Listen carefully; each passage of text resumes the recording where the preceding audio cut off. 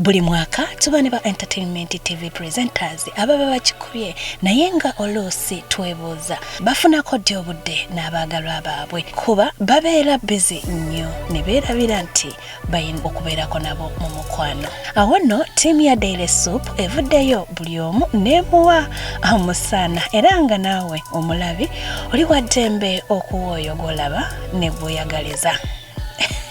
Eno ya Daily Soup. Number 1, katutandike ne Winnie Success tumuwe makona. Winnie kawala kalungi kali kunacho katangavu muko mukala kalina amagezi keisa bulungi kalokole ate ye makona omwana makona naye manyi kyakola bulungi nnyo kusinzira ku mulimu ogwakola. Kala ye ndowooza yegendera ku ya Winnie okusobola okujjayo kapo nga nnungi ddala era bwe bakuyiriba bakisobolera ddala okubeera nga bali wamu kuboneka height kamakona kagendera ku ya Winnie Success. Number 2, kapo ya fenno eyokubiri ye ya Jose Naji ne Sami Wetala. Jose kibebi ekirina ebigulu ebirungi kikakamu nga kikola Spark Girlfriends wano ku Spark TV. Kirina ebiso ate ye Sami akola babiti ku Sister Channel NTV alinamu ku fujjo alina ka dark chocolate color kale nga bw'omutunuulira yeetaaga omuntu omu Jose Naji. Number 3, Vian Indi ne MC Password. Bano nno be balidde ennamba yaffe ey'okusatu nga bambi nno bombi bwana buto bumanyi okuyiriba. Vianney alina kafiga akamalayo kakala keeko ate nga n'amagezi agalina agayiriba. Password mulenzi mujagujago nga tukola naye wano ku Daily Soup okuva Monday paka Lwakutaano ssaawa emu kitundu paka ssaawa bbiri kitundu era nga ategeera bulungi kyakola. Kale oba gweŋŋanako ne Vianney basobola okikubira ddala. Winnie Mbabazi ne Crystal Panda be bali ku nnamba 4. Mbabazi akola show ya Icheke ku NTV buli Lwakusatu ssaawa 2 kitundu. Muwala mukakamu mweru mulungi ate nga muyiribi ate mutya mu byakukola. Ate ye Crystal Panda akola The Vibe ku NTV musajja muwanvu muyiribi mulungi ate nga naye amanyi nnyo kibayita ssente kale abeera busy. Bw'omugata ne Winnie basobolera ddala okugatta ku bulamu bwa industry. Diana Nabatanzi ne Douglas Ranga. Diana mukyala mukakamu mweru mukozi ayogeza simbo kale buli omu yandiyagadde okuba nga ye. Douglas musajja wa kitema muddugavu okusinziira ku height ya Nabatanzi kale Douglas yamusobola.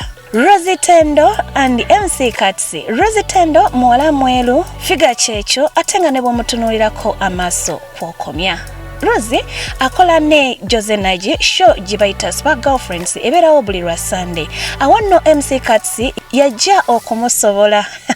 Katsi wafujja muko ate ye Rosie ko mukakamuko kale katono era bano basobola okwesobolera ddala bombi. Stella Nante and Esco. Stella tukola naye wano era nga ye mwenjuzi wa Mwasoze Mutya alina amaaso taala ka smile bulabe empisa nnungi mukakamu ate nga ye Esco Mr. Exposed naye tukola naye wano ndowooza bano tutegeke butegesi mbaga kubanga beri kumpi nnyo. Namba 8, Kim GK and Zahara Toto. Kim MrCheza.com akusunsulira obuyimba kusaawa 7 wano ku Spark TV yefuula bize ne yeerabira ebyokwagala. Awo nno ne tumukwasa Zahara Toto amukwasaganya sense bakola omulimu gwe gumu. Kim efujjo mweriri ettonotono ate ye Zahara tolimwogerera kubanga yamanyi ekyo likozesa.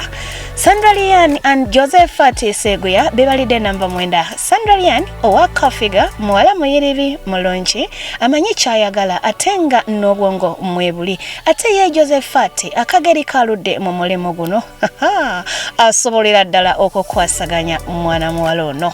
Tash Hubby and Daggy Nice. Tashi, Madamu Mafiga, naye ye muwala eyefuula bize nava mu by'omukwano. Ate ye Daggy mukozi munaffe wano ku Sister Channel NTV akolada beat. Muntu mutuufu nnyo bw'aba akwataganye ne Tashi obulamu ne bubatambulira. Linda Den and Alpha Times. Linda mwana wa buwala omuyiribi ate mutya mu byakunoonya nsimbi ate nga mweru ayina kyefiga ate ye Alpha Times musajja musiraamu. Ndowooza tumukwasaganya bulungi nnyo ne Linda Den bajja kwesobola kubanga Alpha mukakamu ate ye Linda muntu muyiribi mukko ddala. Omulabi waffe munnange gwatasobodde kulaba presenter wo osobola okumuteekawo mu comment section n'omufunira n'omuntu gwasobola okubeera naye asobole okubeera nga teyeebowa nnyo eyo gy'abeerera bize. Nsigadde Vaila Nabanja, the feature queen wano ku Spark TV Daily Soap.